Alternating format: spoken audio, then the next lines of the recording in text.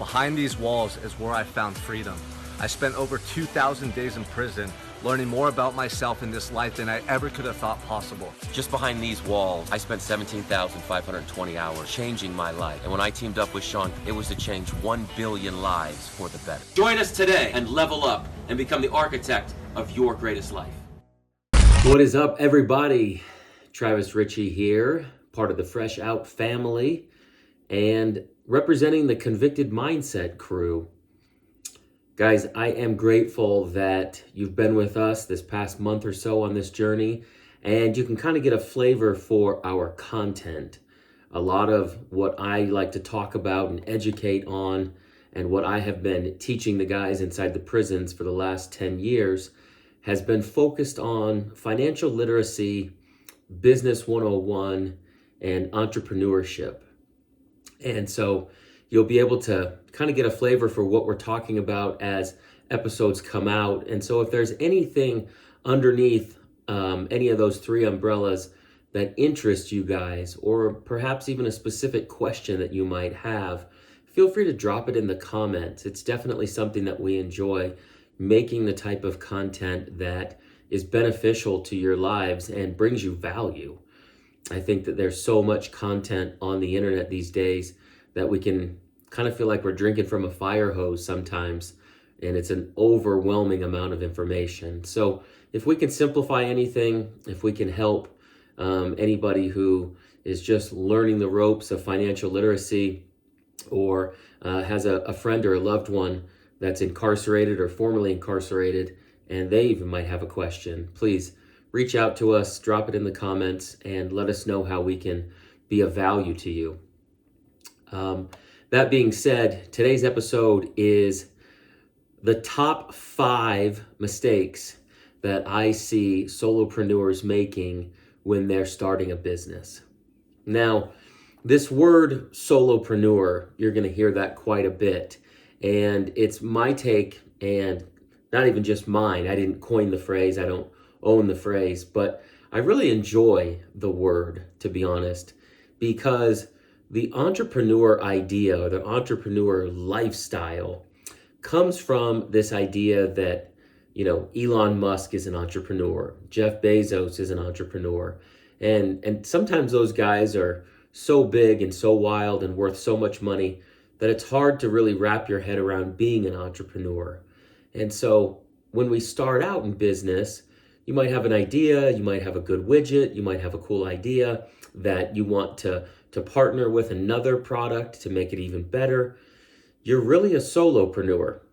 It is you wearing all of the hats. You're the guy or the gal who's responsible for closing the deals. You are the individual who is responsible for marketing the product or the platform or the opportunity. And everything seems to fall on your shoulders. And so I like to speak to this solopreneur journey because we have found ourselves there at so many times. Even though I have, over the last many years, 15 years, invested in over 24 companies, it doesn't mean that I don't feel like a solopreneur now and again.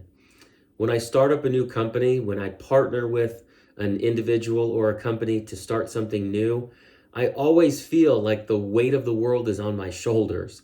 And so I want to make sure that when we talk about the entrepreneur journey, that we're really speaking to the guy or the gal who's out there just grinding. When I very first started my in-prison content and curriculum, I thought everybody who was in there was just an entrepreneur in the wrong industry. And so some people makes them laugh, and some departments of corrections don't enjoy that phrase. But for me, that journey of being an entrepreneur really starts in your own mind. How did I get here? Why am I here? What am I looking to do? And how do I really impact the world? So for me, this is the pinnacle of where everything begins. So the 5 mistakes that I see every solopreneur making when they start out. And number 1, and there's no order here, guys. There's no top to bottom. It's just 1 through 5 as the way that I see fit. So the first problem or the first mistake that I see all solopreneurs making is there's no elevator pitch. Now, when I was in college, the idea behind an elevator pitch was that you needed to be able to boil down your business plan. So many of us are able to articulate what that business plan is.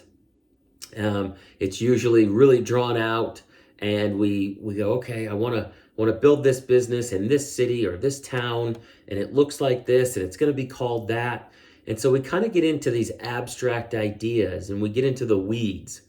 And so really boiling down your business plan to an elevator pitch comes from the idea that if you are in an elevator on the lobby level and you're there with an investor, how do you pitch that investor on your idea before they get to where they're going on the third floor? Very simple. And so when you think about your business and you're watching this, I want you to take out a piece of paper and write down on the left-hand side all of the things that you do. And I don't mean day-to-day, I don't mean the hats that you wear, but I mean, what does your business actually do? What does it actually serve? Or perhaps who does it actually serve? And so today, I want you to write down these two thoughts. You know how, and then, well, we. All right? When I ask people, hey, what do you do? What does your business do? So many people don't really have an elevator pitch or a 2-sentence pitch to be able to articulate what they do. And so in today's world of instant gratification and information overload, so many people can be confused with throwing out big words, lots of jargon, irrelevant adjectives that explains what their business does. So you look at McDonald's, we know what McDonald's does, but I would guarantee you the elevator pitch of the individual who started McDonald's and what you think McDonald's does is probably two separate things. So your elevator pitch is like this. You know how? Well, we. And I'll give you one for one of my companies, Accomplished Ventures. You know how incarcerated citizens come home from their prison sentence and about 80% of them return within the first year? Well, we reduced that recidivism rate all the way down to 9% through financial literacy and educational curriculum. That's it. So I want you to develop your elevator pitch in this form. You know how? State the problem that most people will be able to emotionally relate to. And then, well, we state the solution that individuals will be able to gravitate towards. All right, your turn. The second step the second mistake that I always see solopreneurs making is not incorporating, okay? Now, I don't mean an actual incorporation, I mean an actual legal filing. This is not tax advice, this is not legal advice, but I heavily suggest that if you are operating a business, that you are incorporated in the state that you're operating the business within. Now, that could be an LLC, that could be an S Corp, that could be a C Corp, that could be an incorporated, that could be a nonprofit. All of those entities are not what I'm talking about on this particular video. What I'm talking about is the actual legal filing that allows you to obtain then an employer identification number or a tax ID number, and then allows you to obtain a bank account, which gives people, your potential customers, the ability to pay for your products. Nothing is a little bit more leery or goofy or cumbersome than if you started a landscaping company and then Mrs. Jones says to you, hey, Travis, how do I pay you? And you say, well, do you have PayPal? Can you Venmo my wife? Do you have a Cash App? It's not a good look for you, professionally speaking. And so when you set up an incorporated entity and you get a tax ID and you open up a bank account, your potential customers and future customers will be able to give you payment underneath that entity. So convicted mindset will be able to receive a check. And so you want that to happen as you're out in the business world. So it's very simple to do, And it's a quick process. And if you've seen any of our other videos, I'll walk you through that process as well. The third mistake that I see solopreneurs making is a confusing identity.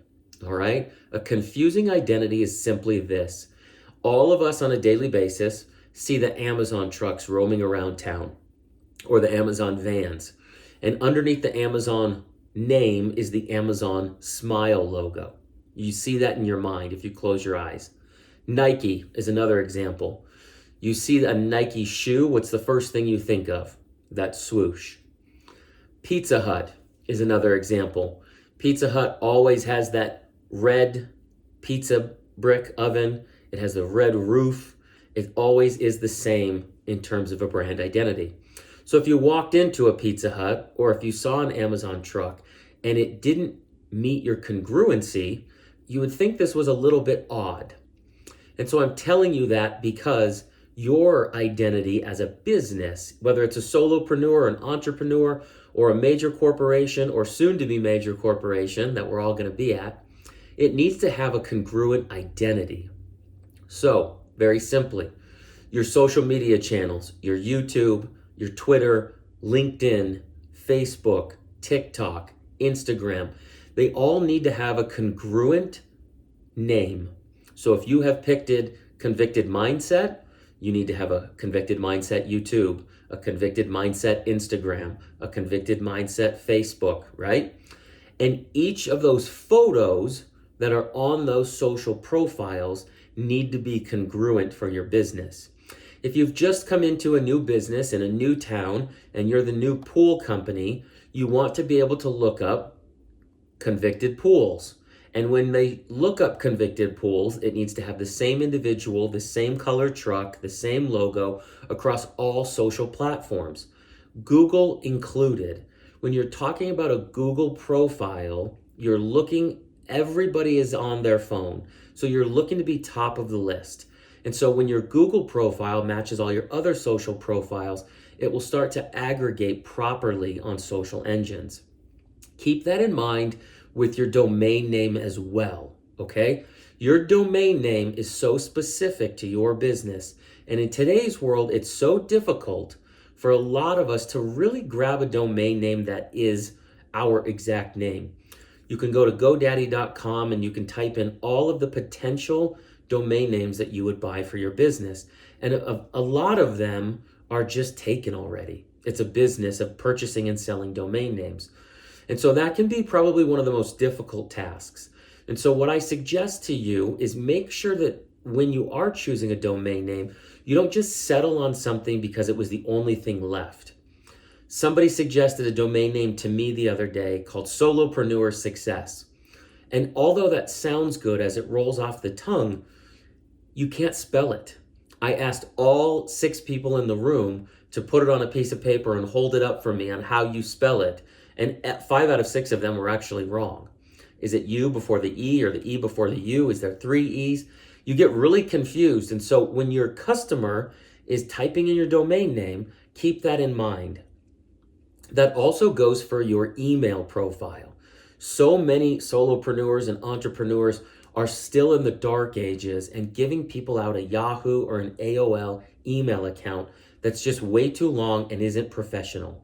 I know that so many of us set up an account from high school or college, but Sally Pants 347 1982 underscore, it's all bad.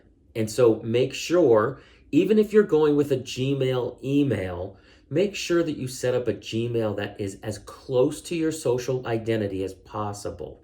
But what you should be doing after you purchase a domain name, you should be buying an email account through like an Outlook or GoDaddy or Wix or whoever is your domain provider.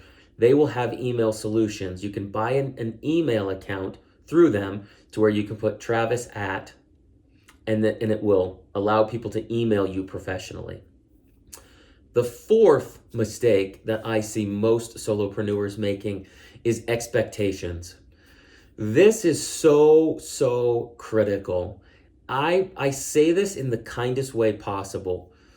Your business, your idea, your widget to get off the ground will take twice as much money and twice as much time.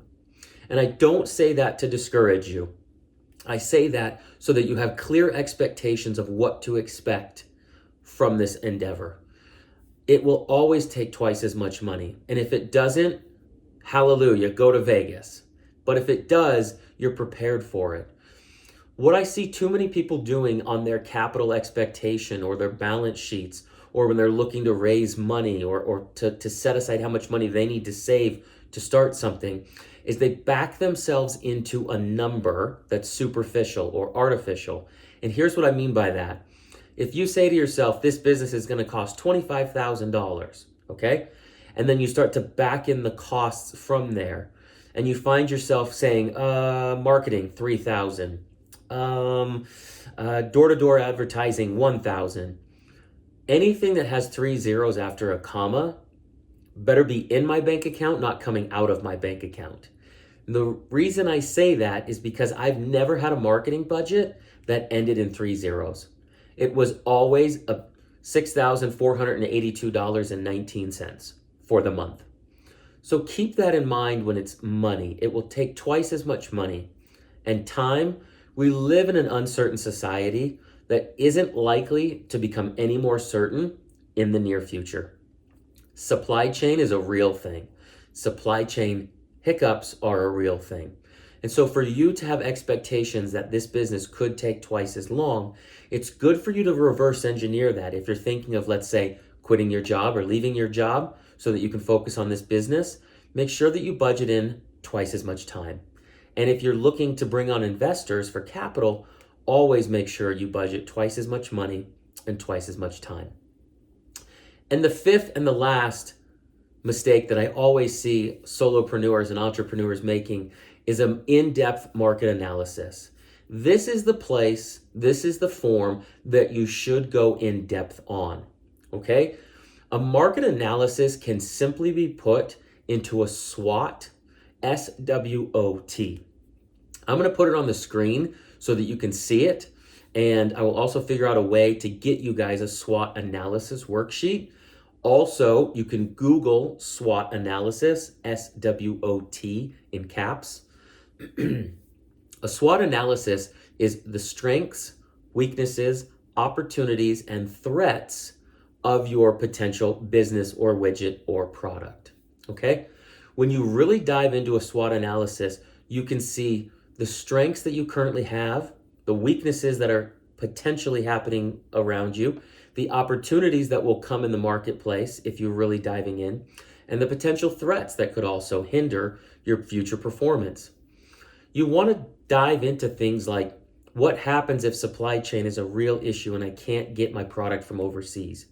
Who are the competitors in this space, and what are they selling their product for? Are they delivering it? And if so, in what time frame? Is there a refund policy that they have, and should I mirror that? A SWOT analysis is a very simple tool, but it's a very robust tool that allows you to understand how your business can and should work. It will also give you a very crucial look at some of the potential threats that could come your way. Oftentimes we go into business, and you should, with the best of intentions and a ton of gumption and vigor. I personally have never started a business where I said, golly gee, this might fail.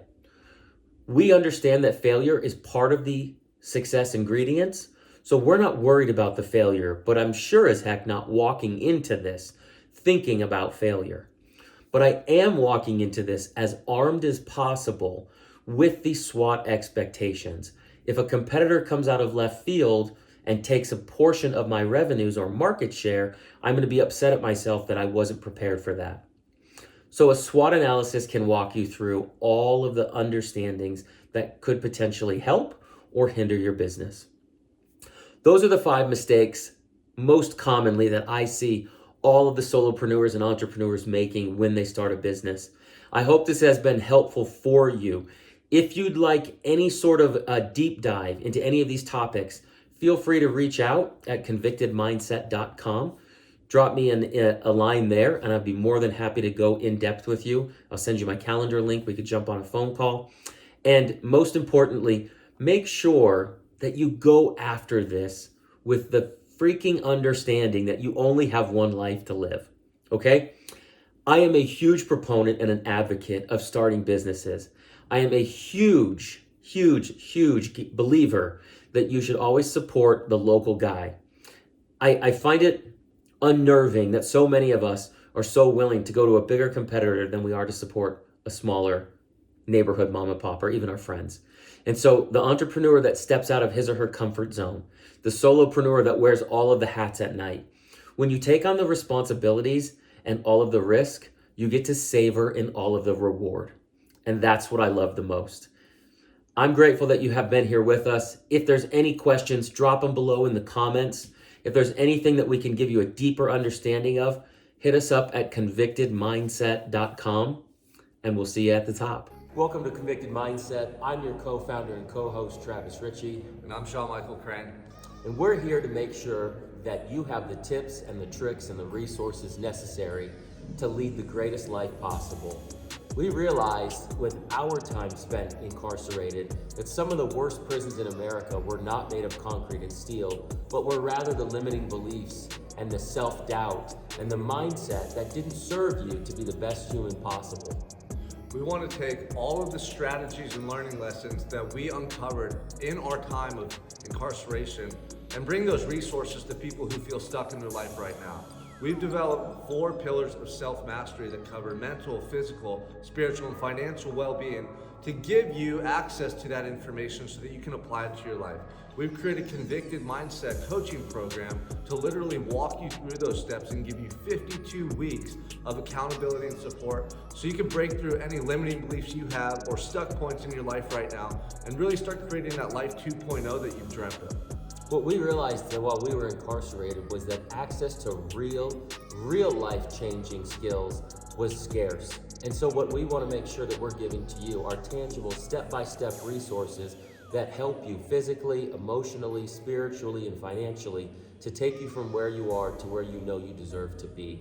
Join us today at convictedmindset.com and help us level up the world to change 1 billion lives for the better.